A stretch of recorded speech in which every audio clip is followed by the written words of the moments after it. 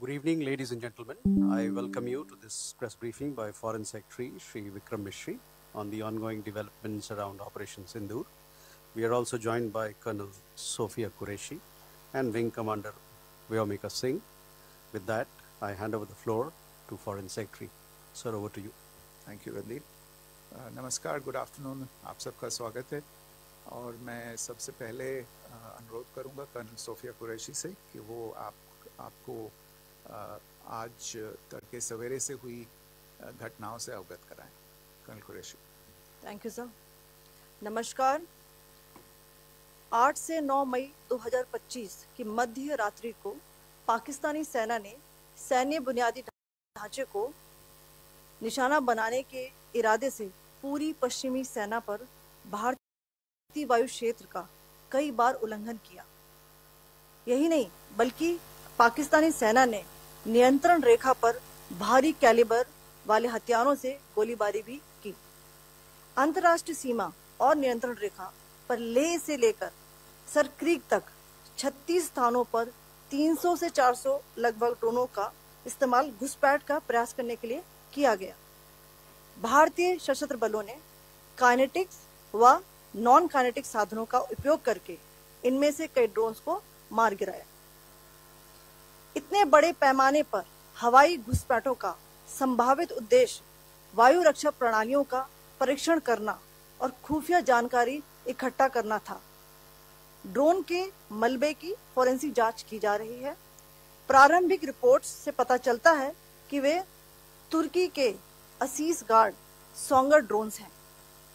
इसके उपरांत रात में पाकिस्तान के एक सशस्त्र यूएवी ने भटिंडा सैन्य स्टेशन को निशाना बनाने की कोशिश भी की, जिसे पकड़ा गया और उसे निष्क्रिय कर दिया गया.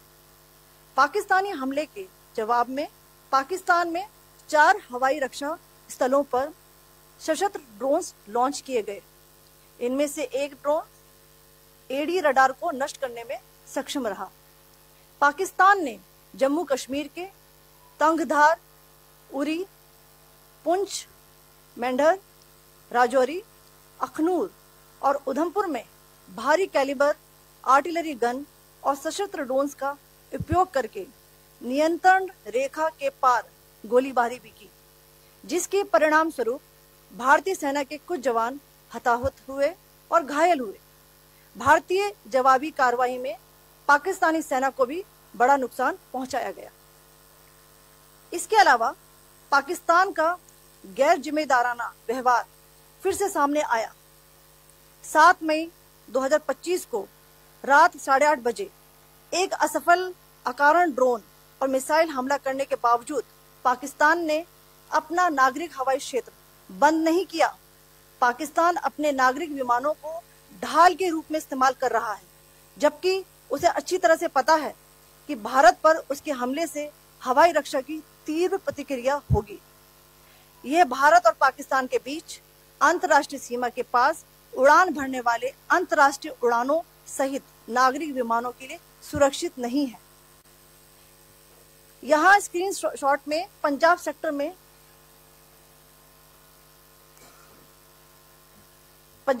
में हाई एयर डिफेंस अलर्ट स्थिति के दौरान एप्लीकेशन फ्लाइट रडार 24 का डेटा दिखाया गया है. जैसा कि आप देख रहे हैं यहाँ पर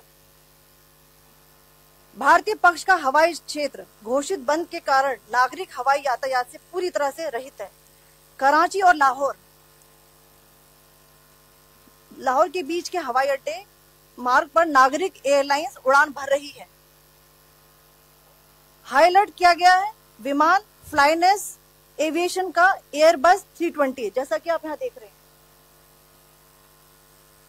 जो कि शाम को 5:50 बजे दमम से शुरू हुआ और रात को 9:10 बजे लाहौर में उतरा. ये सारा डिटेल्स आप यहाँ देख रहे हैं. ये डिटेल्स यहाँ लिखा हुआ है. Can you see this?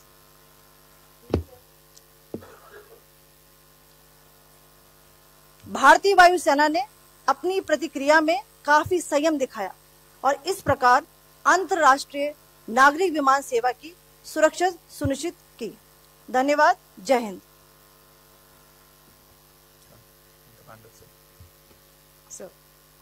Good afternoon to you all. On the intervening night of 8th-9th May 2025, Pakistan military carried out multiple violations of Indian airspace along the entire western border with an intent to target military infrastructure. Pakistan military also resorted to firing of heavy caliber weapons along the line of control. Along the international border and line of control, drone intrusions were attempted from Leh to Sir Creek at 36 locations with approximately 300 to 400 drones. Indian Armed Forces brought down a number of these drones using kinetic and non-kinetic means. The possible purpose of these large-scale aerial intrusions were to test the AD systems and gather intelligence. Forensic examination of the drone debris is being undertaken. Preliminary reports suggest them to be of Aziz Guard Songa drone of Turkey. Later in the night, an armed UAV of Pakistan attempted to target Bhatinda military station, which was detected and neutralized. In response to the Pakistani attack, armed drones were launched at 4 air defense sites in Pakistan. One of the drones was able to destroy an AD radar. Pakistan also carried out artillery shelling across the line of control using heavy caliber artillery guns and armed drones at Tangdhar, Uri, Poonch, Mendhar, Rajouri, Aknoor and Udhampur in Jammu and Kashmir area, which resulted in some losses and injuries to Indian Army personnel. Pakistan Army also suffered major losses in Indian retaliatory fire. Additionally, Pakistan's irresponsible behavior again came to fore. Pakistan did not close its civil airspace despite it launching a failed unprovoked drone and missile attack on 7th May at 8:30 hours in the evening. Pakistan is using civil airliners as a shield, knowing fully well that its attack on India would elicit a swift air defense response. This is not safe for the unsuspecting civil airliners, including the international flights, which were flying near IB between India and Pakistan. The screenshot we just showed and we shall share with you, it shows the data of the application Flight Radar 24 during a high air defense alert situation in the Punjab sector. As you have seen, the airspace on the Indian side is absolutely devoid of civil air traffic due to our declared closure. However, there are civil airlines flying the air route between Karachi and Lahore. Amongst the other civil aircraft that you can see, we have highlighted an aircraft which is Airbus 320 of Flynas Aviation, which was originated from Dammam at 1750 hours and landed later at Lahore at 2110 hours in the night. Indian Air Force demonstrated considerable restraint in its response, thus ensuring safety of international civil carrier.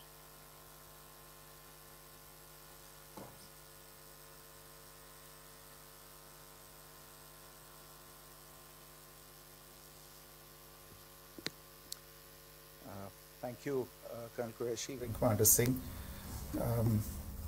I have just a few points to share in addition. कल रात की पाकिस्तानी सेना की कायरतापूर्ण गतिविधियों से आपको colonel Qureshi और विंग कमांडर सिंह ने पहले ही अवगत करा दिया है. These provocative and escalatory actions that were taken by Pakistan last night were targeted at Indian cities and civilian infrastructure, in addition to some military targets. The Indian Armed Forces responded proportionately, adequately and responsibly. ये जो हमले हुए कल रात को भारतीय सैन्य इकाइयों ने पर्याप्त रूप से और एक जिम्मेदाराना रुख अपनाते हुए इन हरकतों का उत्तर दिया. What I want to underline is that the official and blatantly farcical denial of these attacks that Pakistan carried out by the Pakistani state machinery is yet another example of their duplicity and the new depths that they are plumbing in their quest for disinformation.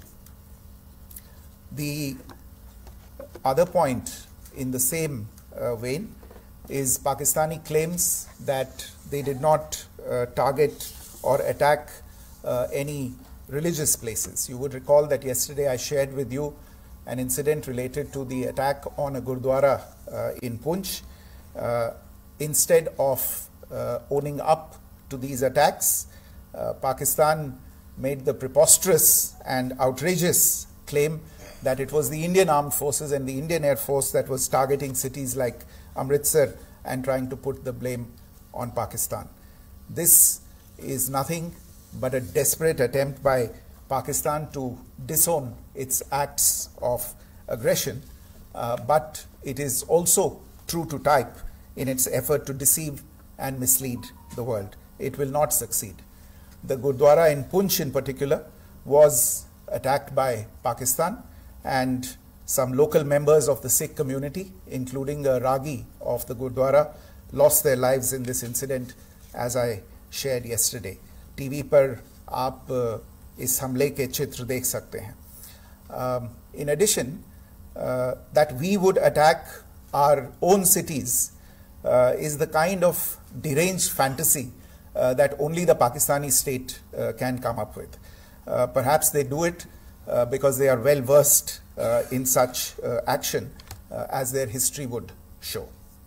The last point I wanted to make this evening is again this disinformation that is coming from Pakistan about India targeting the Nankana Sahib Gurdwara through a drone attack.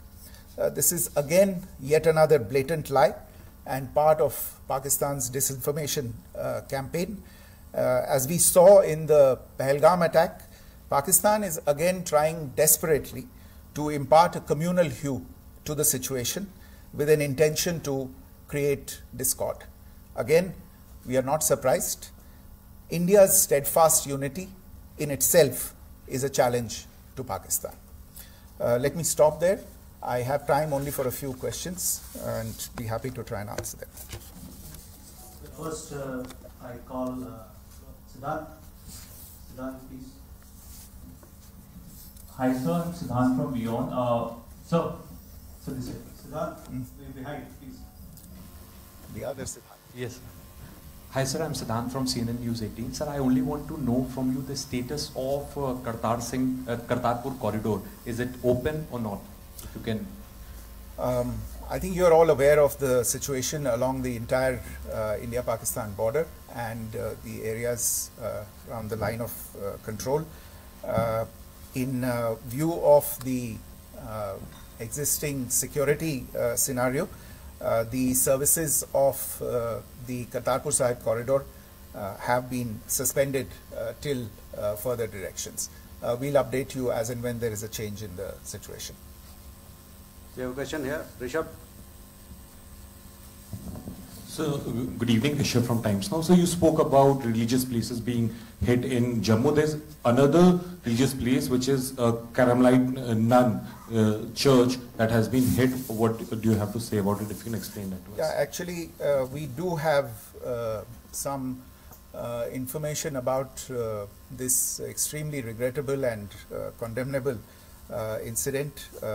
During heavy shelling across the line of control in the early morning of 7th May, a shell fired from Pakistan landed just behind the Christ School run by the Carmelites of Mary Immaculate congregation in Poonch. Tragically, the shell fired from Pakistan hit the home of 2 students of the Christ School. Both students unfortunately lost their lives and their parents were severely injured. Another Pakistani shell struck a Christian convent of nuns belonging to the congregation of the Mother of Carmel, damaging water tanks and destroying solar panel infrastructure. Several priests, nuns, school staff and local residents took refuge in an underground hall beneath the Christ School during the shelling by Pakistan. The school happened to be closed at the time, fortunately. Otherwise, more losses would have occurred. Again, we have seen the Pakistani side targeting and shelling places of worship with a particular design. This includes gurdwaras, these convents and temples. This is a new law even for Pakistan. Podium से पाकिस्तान के IMF bailout को लेकर और Indus water treaty को लेकर जो टिप्पणी की थी उसकी पाकिस्तान में काफी तीखी प्रतिक्रिया भी आई और उसके बाद हमने देखा कि पाकिस्तान की तरफ से किस तरीके से लेह से लेकर भुज तक पूरी बॉर्डर के ऊपर जो इन्वेजन था वो किया गया।